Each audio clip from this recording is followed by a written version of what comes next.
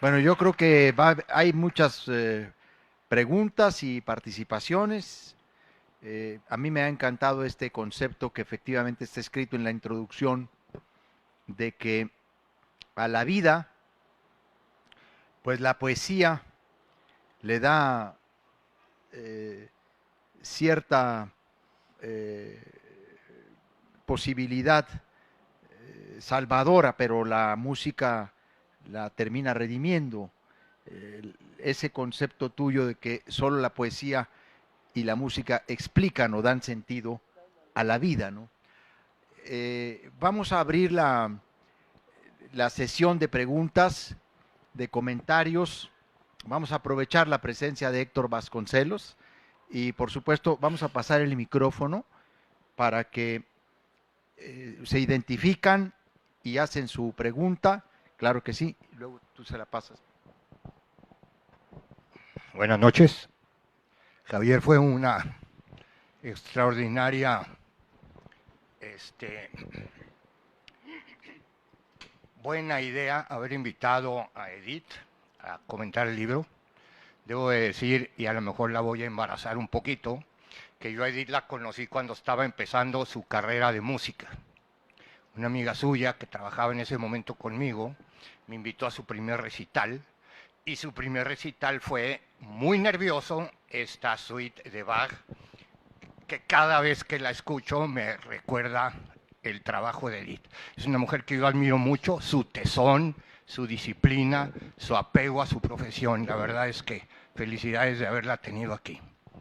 Y ya estamos con las felicitaciones. Debo decir que también soy un admirador de su padre, de toda la obra de su padre, de su vida, de su intervención nacional, la educación, el Ulises Ruiz, no se diga.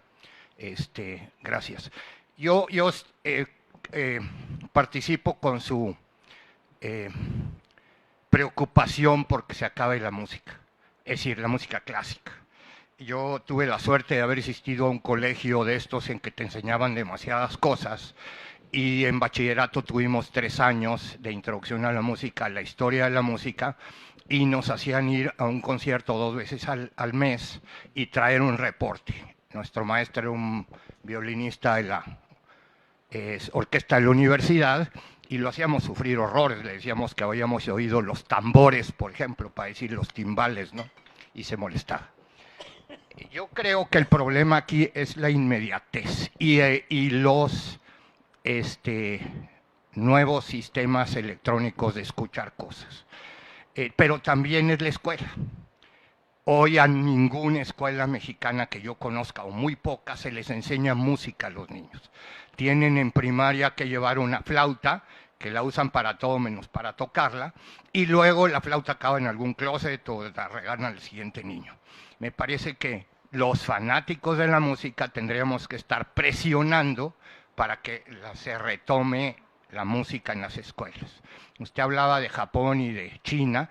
Digo, hay niños de 5 años que tocan el violín de una manera impresionante. No sé por qué no puede hacer en México, si tenemos música tan maravillosa como los sones jarochos, los sones veracruzanos, perdón, los sones jaliscienses, los guapangos, etcétera. Yo creo que una parte que nos corresponde, como ya dije, es presionar y que esta música no se olvide. Esta música, creo que yo también me encanta el jazz y me gusta el rock, etcétera, pero esta música es la mamá de la música y creo que es saberla, escucharla y deleitarla nos hace mejores personas. Muchas gracias, Edith. Gracias, Javier. Bienvenido, Show Vasconcelos.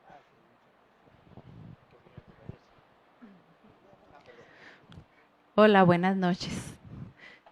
Muchas felicidades, felicidades a los dos. La música es algo maravilloso y efectivamente, así como el Señor lo menciona, es lamentable que esté sucediendo este decrecimiento por el gusto de la hermosa música clásica y yo en lo personal me siento directamente responsable porque soy docente.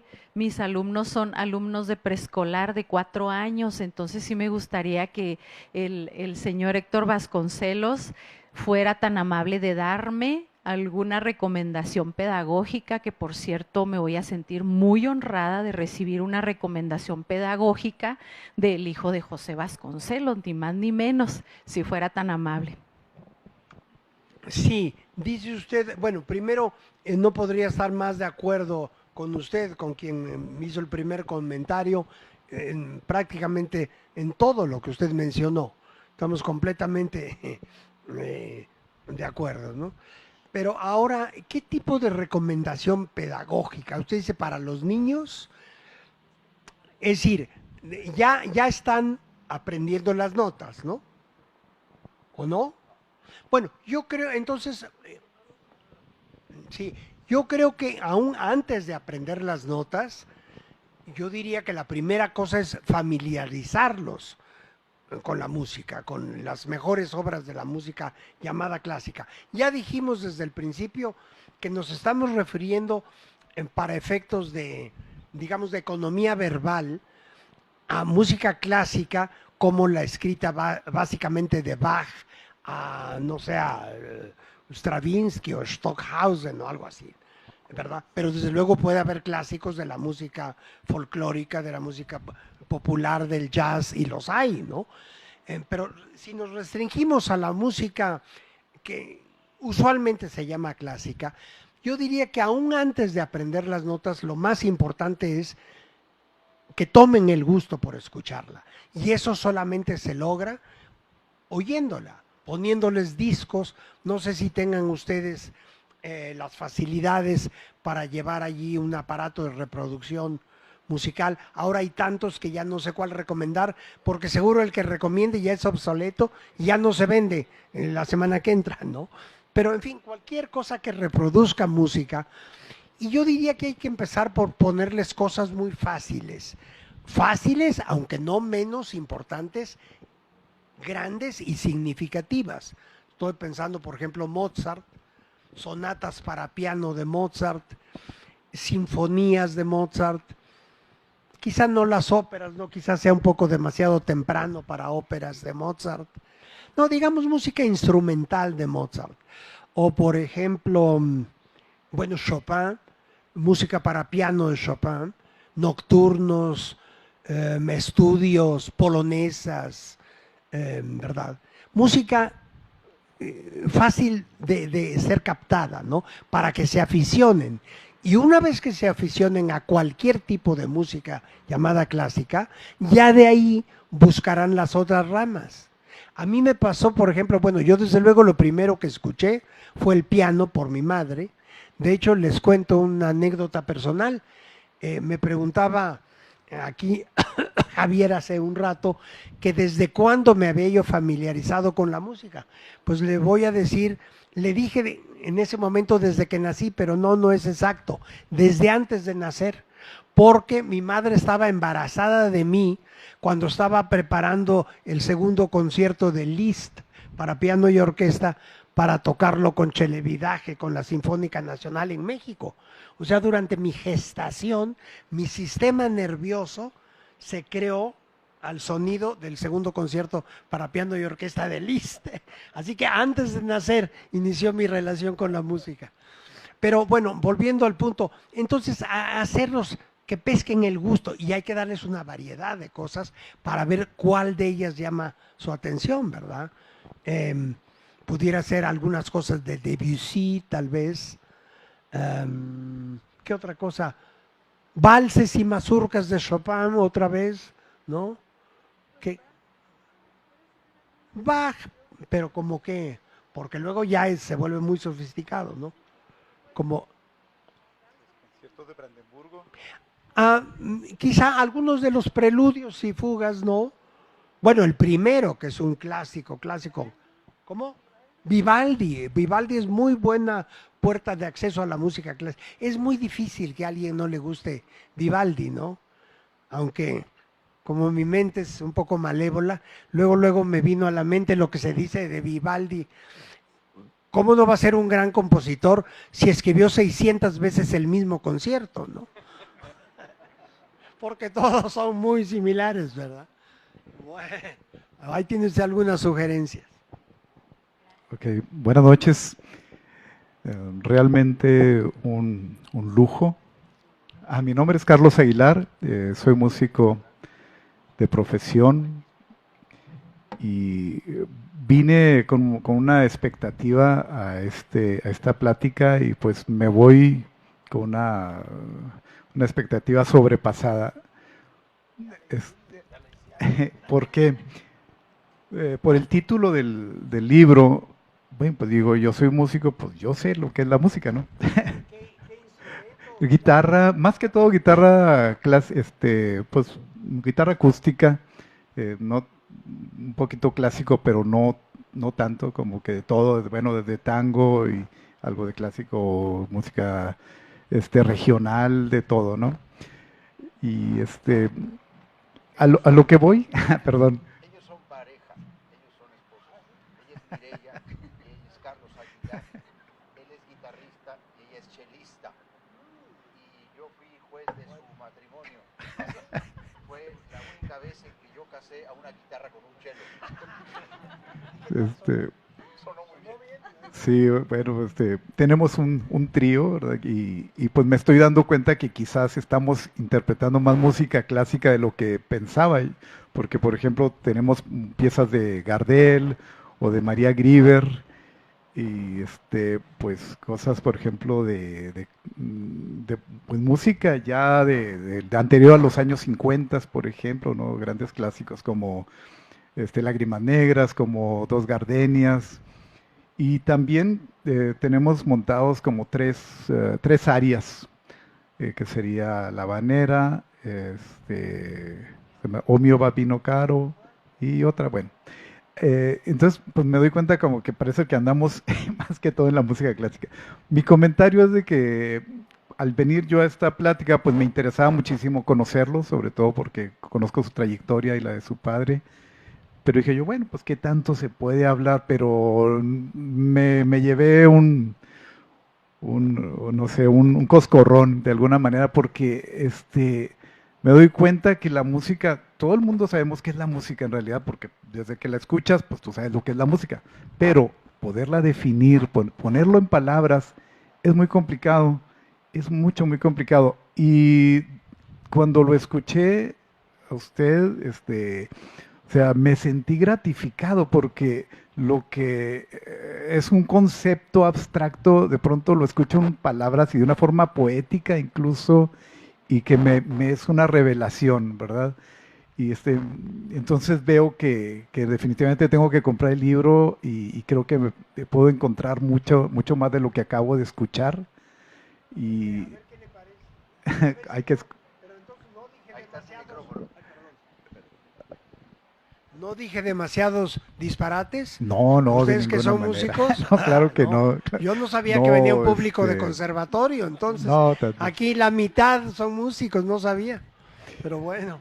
Sí, creo que sí, encontramos cosas muy valiosas, nos volteábamos a ver aquí cuando decía algo realmente así como revelador y así nos volteamos a ver de que wow, ¿no? O sea, qué forma de decir las cosas, de explicarlas, realmente con belleza y de una forma que asombra, ¿no? O sea, que nos da luz.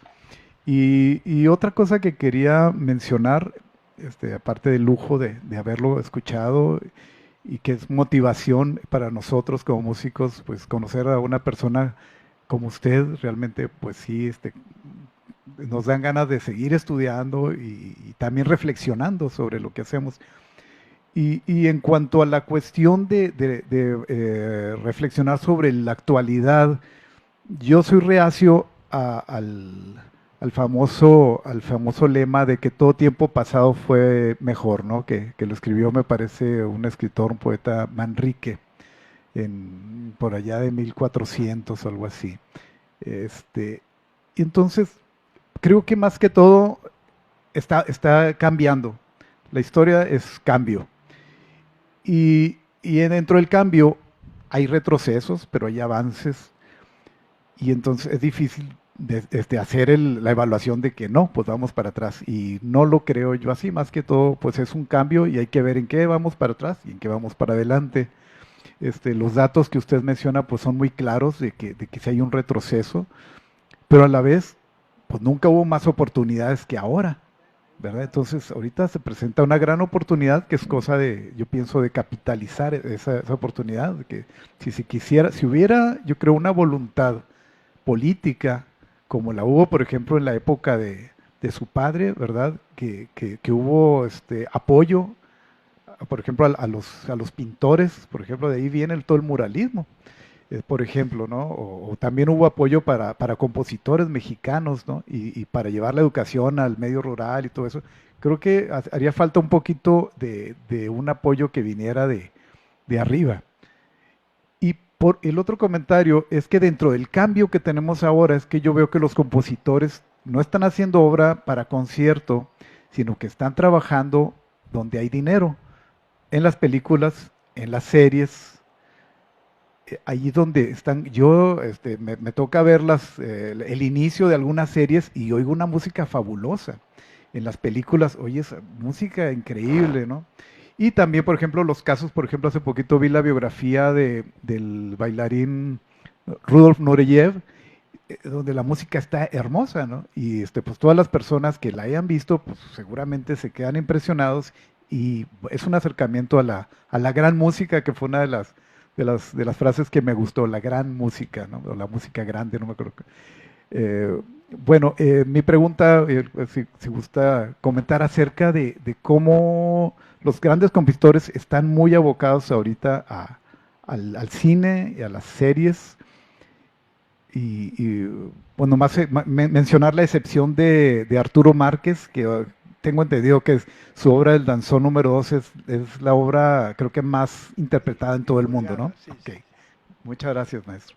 Sí, la verdad yo no lo había pensado de esa manera, de que mucho del talento actual esté dirigido hacia el cine y las series. Eh, ¿Está usted pensando en casos como el de John Williams, que es uno de los primeros que entró en esa corriente? Pero no había yo percibido que esa es una tendencia en este momento, ¿no? Me parece lamentable si es gente capaz de escribir música de tal calidad. Es lamentable que no hagan música de concierto, pues, también. Sí, claro. Y no música que finalmente en el cine siempre es un trasfondo, ¿no? La gente va a ver una película o a ver una serie, no a escuchar la música de esa serie o película. Pero, en fin, es una cuestión que hay que observar, ¿no? ¿No ha pensado en escribir un artículo sobre eso? ¿Algún ensayito? No, porque sí me parece que si es un fenómeno que está teniendo lugar, habría que hacerlo notar, ¿no? El caso de la Guerra de las Galaxias, perdón. Ah, bueno. No, pero ahí está Strauss. Por ejemplo, sí. Pero, por ejemplo, yo pienso que el éxito de la Guerra de las Galaxias no hubiera sido ni lejanamente lo que fue si no hubiera sido por la música. Y quizá porque, o sea, el enfoque va más sobre la historia, los actores, la tecnología, Sí. pero la música está detrás de todo eso y quizá es fundamental para el éxito. Y así muchas películas que pasa desapercibida la música, pero en realidad es lo principal porque está moviendo las emociones. Fíjese, perdón, yo me equivoqué de película. Creí que se estaba usted refiriendo a, ¿cómo se llama? Odisea 2001. Ok. No, usted está Sí, hablando de Star Wars. Star Wars, sí. Esas, tengo que admitir aquí, quizá me corran del recinto, pero no las he visto, por falta de tiempo. Nada más, no puedo no estar en todo, ¿verdad? No las he visto. Pero entonces tienen música excelente, ¿no? Nada más. Sí, qué bien, las voy a buscar. Uy, uy, uy. Sí, buenas noches, Emilio López. Perdón. Una pregunta así muy rápida y muy técnica. ¿Qué diferencia hay entre sinfónica y filarmónica? También la respuesta es muy rápida y simple. Ninguna. Ninguna. Algunos países o ciudades prefieren un término o el otro, y de hecho hay ciudades como la Ciudad de México que tiene una sinfónica nacional y una filarmónica de la Ciudad de México, pero los dos términos, hasta donde yo sé, son completamente indistintos. Gracias.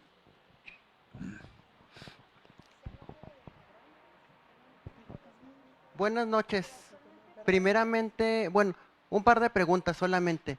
La primera es, con respecto a lo que tú decías, y va la pregunta en ese sentido, ¿podemos considerar, por ejemplo, al jazz o al blues como música clásica ahorita? Digo, porque ha trascendido bastante y se toca en los círculos intelectuales. Y mi otra pregunta, voy a ser muy breve, por ejemplo, que decía que la música clásica viene de Occidente. ¿Podemos considerar a Hachaturian con Mascarada música clásica? Gracias. Gracias. Sí, empiezo por lo segundo, lo de Khachaturian. Desde luego, está inscrito dentro de la gran corriente de la música occidental. ¿Por qué? Porque la armonía es básicamente la armonía clásica, ciertamente con elementos autóctonos, regionales, pero está dentro del corpus, digamos, de la música clásica. La primera pregunta era que si podemos considerar clásico a... Ah, el jazz. Lo que pasa es que el jazz y el blues son géneros per se, por sí mismos, ¿no? Son jazz y por supuesto que hay grandísimas figuras clásicas en jazz y en blues, pero yo no las pondría dentro de la música, de lo que se llama la música clásica de concierto, por muchas razones. Primero, los orígenes son muy distintos, ¿verdad? Los orígenes étnicos, geográficos. Además, una cosa, por ejemplo, yo entiendo, a pesar de que a mí me encanta el jazz, pero yo soy incapaz de tocar jazz, porque yo no sé improvisar. Toda la música occidental tiene uno que tener una partitura enfrente y lo que está en la partitura uno lo toca. Pero yo entiendo que en el jazz se toma un tema y se improvisa sobre él en el momento, ¿no? Nadie está siguiendo una partitura. Bueno, esa es una diferencia fundamental. En cuanto a todo, en cuanto a concepción, a ejecución, a la imaginación, yo supongo que en jazz la imaginación requerida es mayor que en la interpretación de la música, de la cual ya tiene uno una partitura, que tiene que ser la base de cualquier interpretación, ¿no? Ahora, los grandes clásicos del jazz, bueno, todos los conocemos, pero yo creo que son un género aparte, ¿no? Por cierto, yo recuerdo haberme referido en el libro a que no iba yo a abordar el tema de jazz, primero porque no lo conozco tanto como la música clásica occidental, y segundo porque este libro se refería en concreto y no podía rebasar, si mal no recuerdo, las 90 páginas, porque así es la serie. Entonces, pero desde luego se puede hacer otro libro entero sobre los clásicos del jazz, ¿no? Gracias. Tengo una pregunta, señor Vasconcelos. Acá. Normalmente cuando escuchamos hablar de música clásica, escuchamos los autores que usted ahorita estaba comentando, autores que tienen 200 o 300 años, tal vez. Le comento que, por ejemplo, dentro de 8 días hay un concierto de la Filarmónica de aquí de Chihuahua, y es un concierto de Sibelius. Ahorita consultaba la fecha de nacimiento de Sibelius y es por aquello de 1800 y fracción, Sí. y fallece en 1957. Sí, 50, Bien. sí. Digamos que él es un joven de todos los autores en general. Y yo me pregunto por qué prácticamente todos los conciertos son de autores de esos tiempos. Y eso me lleva a una reflexión. ¿Acaso se terminó la inspiración para los nuevos músicos del mundo? Porque, excepto tal vez usted ahorita, si no me equivoco, mencionaba a Rubinstein. Sí. Sin embargo, ¿qué más, dónde podríamos escuchar un concierto con, digamos, con autores contemporáneos? Yo no veo ninguno, no escucho ninguno. Sí. ¿Nos puede platicar Sí, acerca de ese tema? Sí, mire, ese es un tema realmente importantísimo, a lo que está usted haciendo referencia, que merecería, y ha merecido, porque hay mucha bibliografía al respecto, ya no un libro de este volumen, sino uno vastísimo. Lo que sucede es que, no sé si estés de acuerdo conmigo, o, en fin, quienes son músicos aquí, después de, por un lado, Debussy, y por otro lado, Strauss, Richard Strauss, ¿verdad? Hay la impresión de que la música clásica con la armonía construida dentro de los parámetros de la armonía y de las formas clásicas ya se había agotado. ya no se podía ir más allá de donde habían ido Wagner, Mahler, Bruckner, Stravinsky incluso, ¿no? Y entonces, ¿qué surge? Surge el movimiento dodecafonista de la música serial, con Schoenberg, básicamente en Viena, ¿verdad? Que es la segunda escuela de Viena, donde estos compositores trataron de crear una música enteramente nueva, deshaciéndose de todos los cánones de la armonía clásica, deliberadamente. Es decir, no se podía utilizar un acorde, una escala, ninguna. Fue un intento de reinvención de toda la música porque se consideraba que todo lo anterior ya había sido llevado hasta sus últimas consecuencias. Entonces, claro que ha habido mucha música escrita en los últimos 100 años. El problema es que, y luego lo voy a matizar, pero el problema básicamente es que esta música de los últimos 100 años no atrae a públicos numerosos. Otra vez el problema de los públicos. Usted pone un concierto de 3 sinfonías de Beethoven, o digamos una de Beethoven, una de Schumann y una de Brahms. Y ese mismo día usted pone un concierto de música de Stockhausen, de Olivier Messiaen, de quien usted quiera, de músicos de los últimos 40 o 50 años, pues va a resultar que usted llena la sala con las sinfonías de Beethoven, pero no la llena con las obras extraordinarias, increíblemente importantes de Ligeti, de, insisto, Stockhausen, etcétera. Y nadie sabe, para mí nadie ha dado una respuesta suficiente a por qué estos compositores que trataron de renovar la música a partir de hace más o menos 100 años, de los 20 del siglo pasado, ¿por qué toda esta música, siendo increíblemente voluminosa e increíblemente interesante y valiosa, pero no le interesa sino a públicos especializados?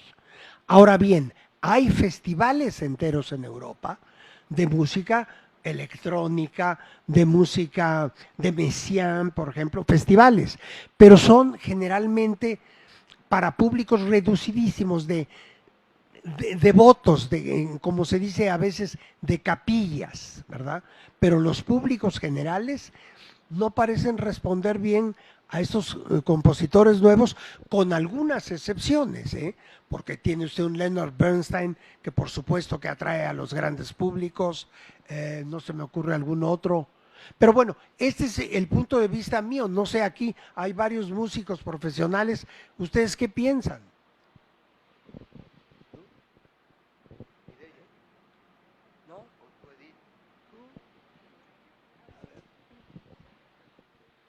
Pues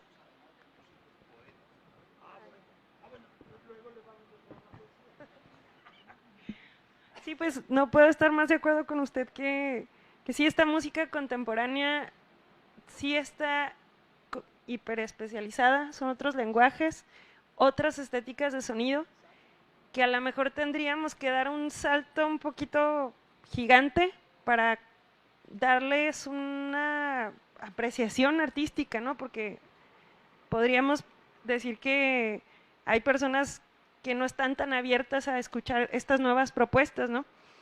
Y como decíamos, y como bien usted también comentaba, la música va cambiando con la época, va cambiando con las corrientes de pensamiento, y actualmente la música instrumental ha estado buscando ser prácticamente disidente, en el sentido que ya no se usa la notación de la música instrumental clásica, sino ya la notación ahorita ya trascendió el pentagrama, ya deformó los neumas,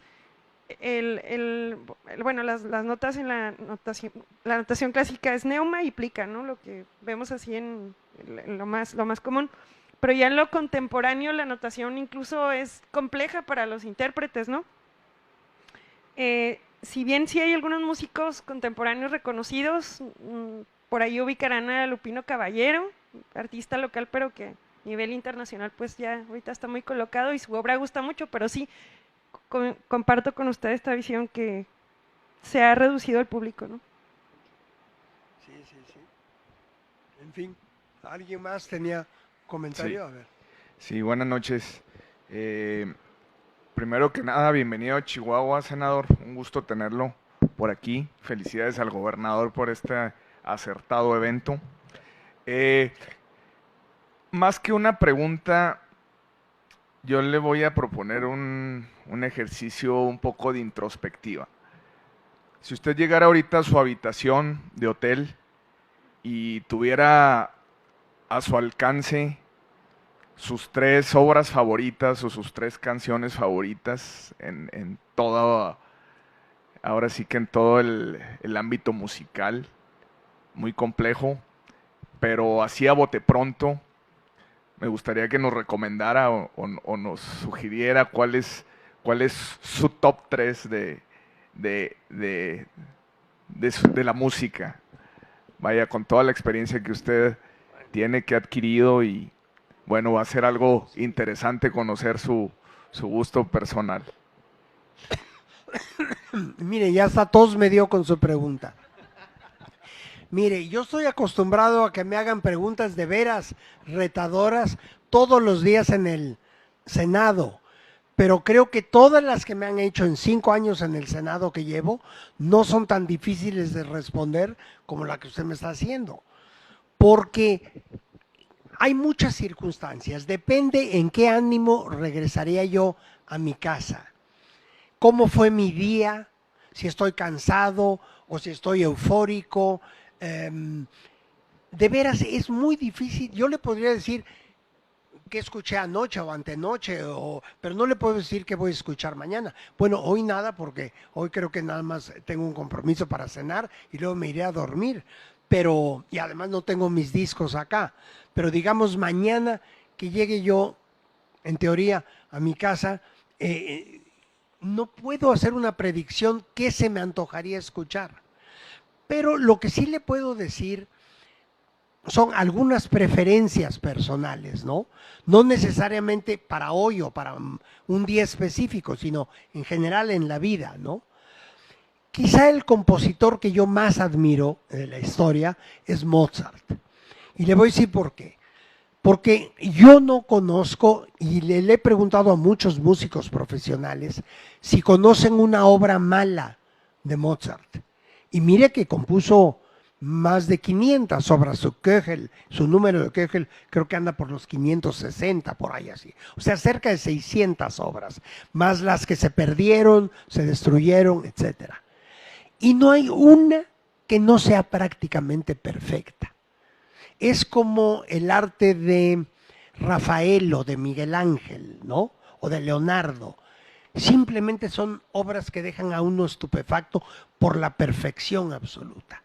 Y la otra característica que me atrae tanto a Mozart es lo versátil que fue, porque él es ante todo un compositor de ópera y escribió para mí 2 o 3 de las mejores óperas que se han escrito en la historia, pero además es un supremo compositor de música instrumental, de lied, de música de cámara, o sea, cubrió todos los géneros conocidos en su época.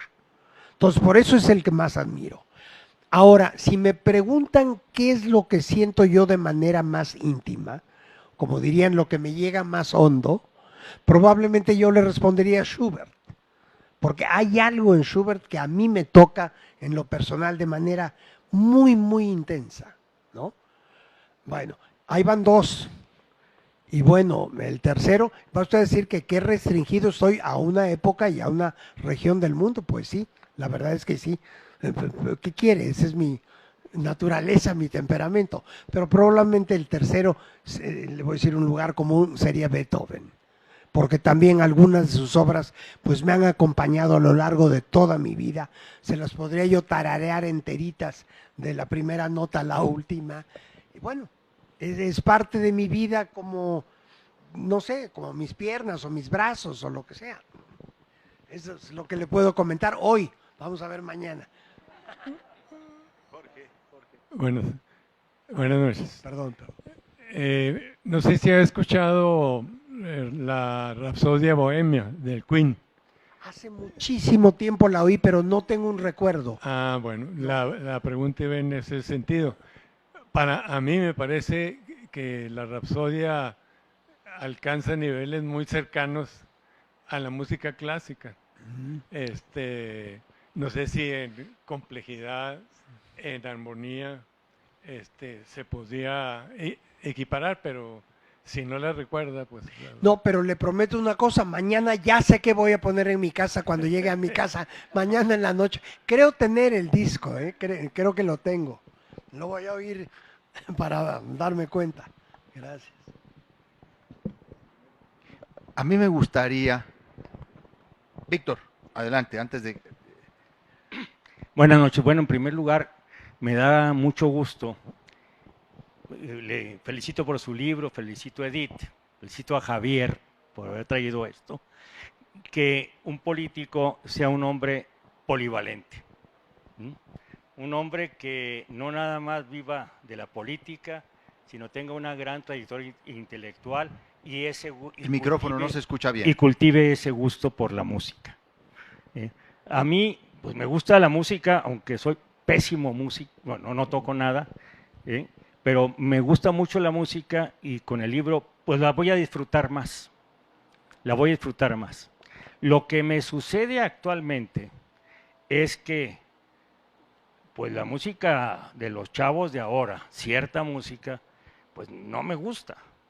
Yo tendría más bien que comprar un libro que se llamara Cómo entender los corridos tumbados. Sí, que cómo entender la música clásica, porque los corridos tumbados no me gustan, por más que los oigo, ¿sí? Entonces digo, no será cerrazón de mi parte, pero no, y yo puedo escuchar a cualquier clásico y pues no tengo que comprar el libro. El libro suyo me va a ayudar a disfrutarlos más. Pero yo veo un abismo muy fuerte con cierta música que se está haciendo ahora, repetitiva, que es pura percusión, incluso de repente el reggaetón, ¿sí?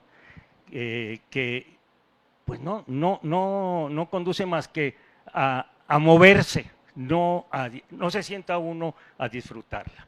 No sé si está cambiando el gusto, si los públicos son nuevos, pero me da la impresión de que la música clásica no hay que entenderla.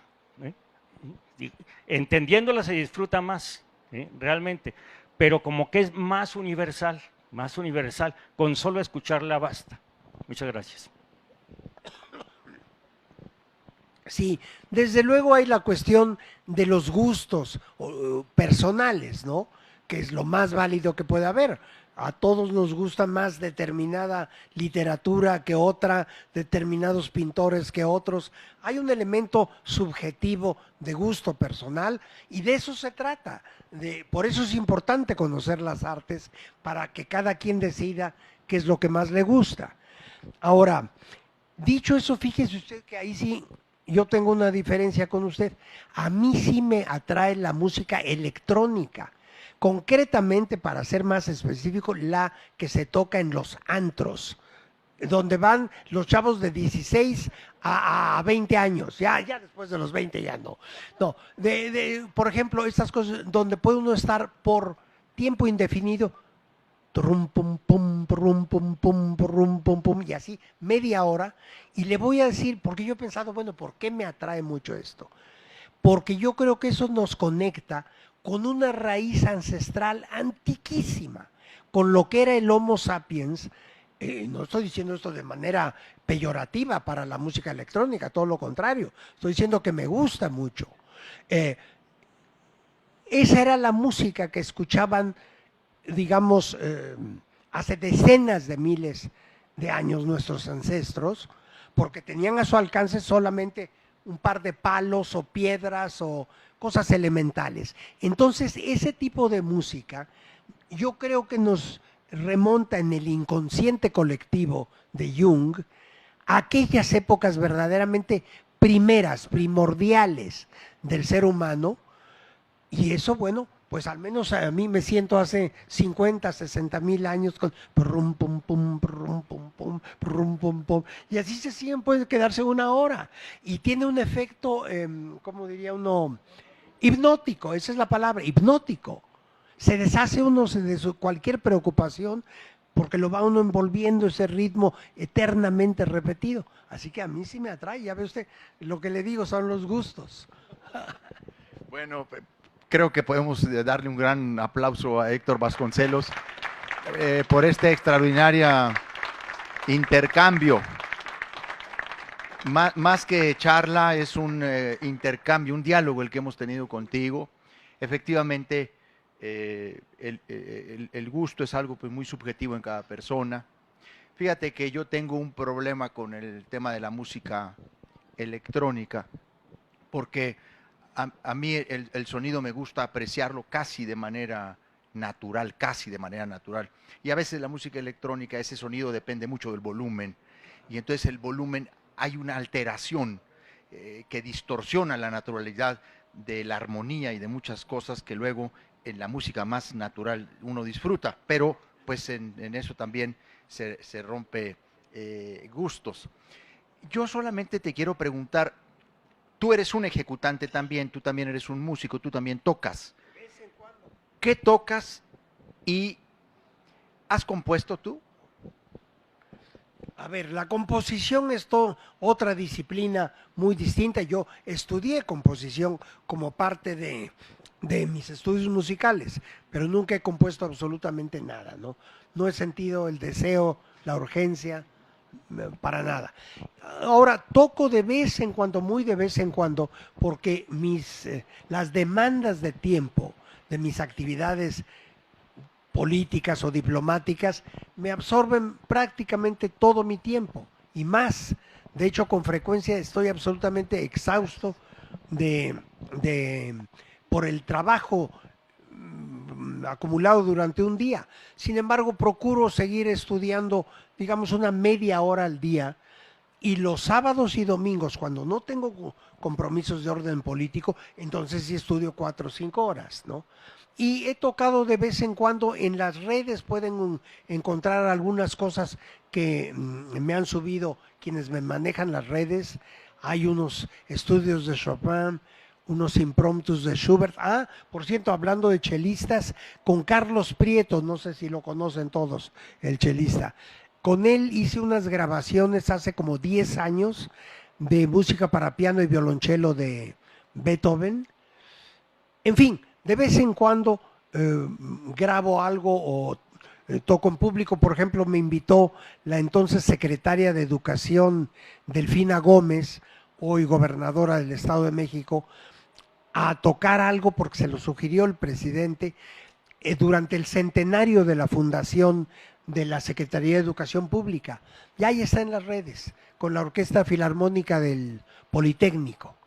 Toqué nada más un movimiento, porque era dentro de una ceremonia, el movimiento del lento del concierto número 21 en do mayor de Mozart para piano y orquesta. Con las limitaciones de que, como les digo, no tengo el suficiente tiempo para estudiar, pero por otro lado lo hago cotidianamente, como una disciplina, como quien corre o camina determinado número de horas al día. Eso sí. Muy bien. Bueno, miren, ahora que preguntabas tú de los de consejos pedagógicos, nosotros en la librería tenemos un objetivo también muy importante dentro de la sala infantil. Primero tenemos nuestro programa de letras y compositores. Esta es una librería en la que la música está anclada como una parte de su fisonomía. Incluso hemos tenido ya aquí conciertos de música clásica. Pero en la sala infantil nosotros hemos procurado tener, no sé si lo han reconocido, lo han podido valorar, tenemos las biografías contadas para niños de las grandes obras de los maestros de la música clásica, a manera de cuento de niños. Tenemos toda la colección de los grandes músicos clásicos, y acompañado de ¿qué? De disco. Está la biografía. Tenemos, por ejemplo, Bach. Es un cuento para niños sobre la vida de Bach, con un disco, con lo más sobresaliente de la obra de Bach. Tenemos Brahms, tenemos Chopin, tenemos Beethoven, tenemos Verdi. Y la verdad es que nosotros buscamos que la gente se lleve estas colecciones. Esto con todo y disco vale 120 pesos. Con todo y disco. ¿Por qué? Porque lo que queremos es impulsar ante una realidad. Este dato que nos acaba de dar Héctor Vasconcelos, yo no sé si lo recogieron ustedes, pero sobrecoge. Decir que antes determinado autor tenía 6, 7 conciertos al año y ahora solo uno. Bueno, es que también se trasladó, creo, Héctor, de ubicación los ejecutantes que están llamando la atención en el mundo. Y no por algo, hay 2 grandes ejecutantes de música clásica, 2 jóvenes, 2 chinos, Yu Huan y Lang Lang, un genio de la música clásica. Ella, Yuha, tiene su programa de conciertos ocupado todo este año y el año siguiente. Va a estar en Houston, el más cerquita que vamos a tener nosotros es en Houston el próximo año, ¿no? ¿Cómo es que la música clásica que estaba ubicada, identificada, referida en Europa, ahora se trasladó a Asia con 2 jóvenes que impactan en el mundo? Esa última te quisiera preguntar y pedir tu opinión sobre ello. ¿Por qué crees que sucedió así? Bueno, como ya decía yo un poco antes, en algún momento en China y en Japón surgió después de la Segunda Guerra Mundial una inmensa afición por la música clásica. Los gobiernos de ambos países, desde luego, dan educación musical desde preprimaria, y como ahí todo es en millones o cientos o miles de millones en el caso de China, pues claro, proporcionalmente producen una cantidad de instrumentistas al año impresionante, inconcebibles en el mundo europeo, ¿no? Y esos 2 que mencionas, Yu Huang y Lang Lang, son ambos extraordinarios técnicamente. A mí probablemente me gusta más ella, porque yo creo que él tiene una tendencia al comercializarse excesivamente y hace cosas musicalmente hablando más para gustar al público que por razones musicales. En fin, él yo creo que está en riesgo de echarse a perder. En cambio, Wang es de una gran integridad. Yo nunca la he visto, fuera de la forma en que se viste, que hay que decir que es muy excéntrica, ¿no? Porque se viste como si fuera a ir a un concurso de belleza. Pero si uno la escucha nada más, creo yo que es una música seria y con una técnica fenomenal, de las mejores que han existido en la historia, ¿no? Pero eso en parte explica el hecho de que estén promoviendo la educación musical desde la más temprana infancia en millones de seres humanos, pues claro que produce toda una camada anual de magníficos músicos. Antes de ellos estuvo Yo-Yo Ma, que probablemente hoy es el instrumentista más exitoso del mundo. Ya tiene como unos 60 años ahora, pero bueno, ha sido el gran chelista, ¿no es cierto? Después de Rostropovich, desde que murió Rostropovich, yo creo que el más célebre chelista del mundo ha sido Yo-Yo Ma, que es de ascendencia china, pero nacido en Francia y de nacionalidad norteamericana, ¿no? Pues muchas gracias, Héctor, por tu visita, por tu presencia. Muchas gracias a todos ustedes.